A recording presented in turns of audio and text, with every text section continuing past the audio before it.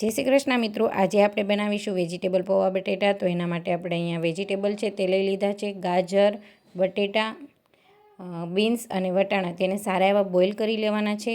અહીંયા 2 કપ પૌવા લીધા છે, તેને સારા પાણીએ ધોઈ લઈશું. 3 મોટી ચમચી જેટલું તેલ લઈ લઈશું. રાઈ, જીરું, હિંગ, લીલા મરચાં, કટ કરેલા કાંદા, હળદર પાવડર, ટમાટર એડ કરીશું અને સારી રીતે મિક્સ કરી દઈશું. હવે આપણે તેમાં સ્વાદ મુજબ નમક એડ કરીશું. હવે આપણે એમાં બધા જ વેજીટેબલ છે તે એડ કરી દઈશું. તમે તમારા મનપસંદીદાર વેજીટેબલ આમાં એડ કરી શકો છો. ધાણા જીરું પાવડર, ખાંડ, ચપટી લાલ મરચું પાવડર એડ કરીશું. લાલ મરચું પાવડર તમને પસંદ હોય તો જ એડ કરજો, નહીંતર સ્કીપ કરી શકો છો. પૌવા એડ કરીશું. લીંબુનો રસ એડ કરીશું. સારી રીતે મિક્સ કરી લઈશું.